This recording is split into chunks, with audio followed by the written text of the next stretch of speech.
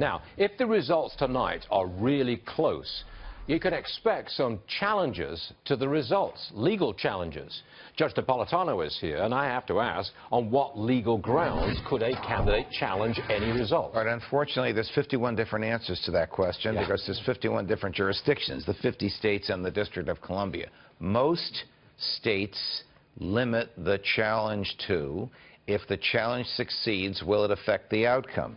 Example, let's say there's 1,000 votes between Donald Trump and Hillary Clinton in New York, and he challenges voting that he says was irregular, and it would affect 50. The courts won't hear it because the election laws do not guarantee a perfect result. They guarantee a fair result.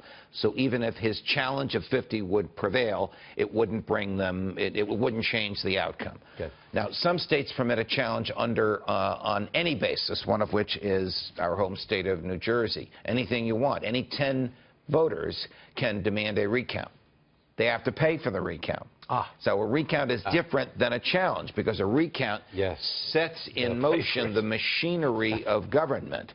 And unless there's a sound basis for the recount, the courts would block it from happening even if the challengers want to pay for it. Some states have an automatic challenge if the distance between the voters is 0.5%. In Michigan, it's 2,000 votes or fewer. Again, it's different all over the place. I ask because there's lots of grounds to challenge or recount, so you could expect this thing to go on quite late. But hold on a sec. I've got a lot of stuff I've got to get to here. If it goes to the Supreme Court, if that were to happen, it's a 4-4 tie, but shouldn't Ruth Bader Ginsburg recuse herself because she said nasty stuff about Trump? I don't think you should assume that it's a 4-4 tie because Justice Kennedy often votes with his progressive colleagues. There is no requirement. This is bizarre about the Supreme Court. The requirements on all other judges in the country would require recusal if the judge has expressed an opinion in public on the matter before her, except for the justices of the Supreme Court.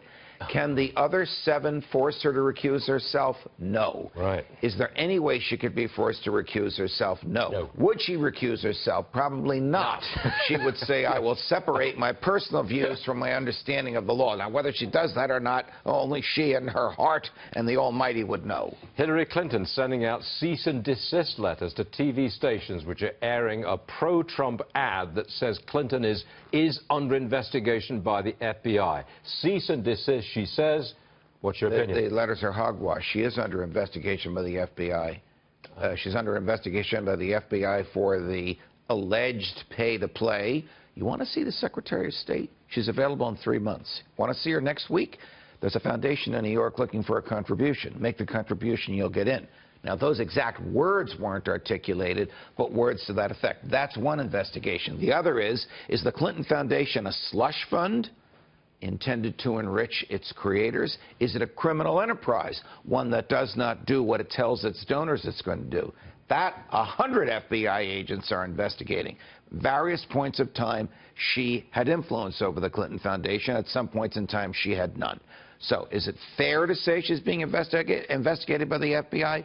Yes. It is.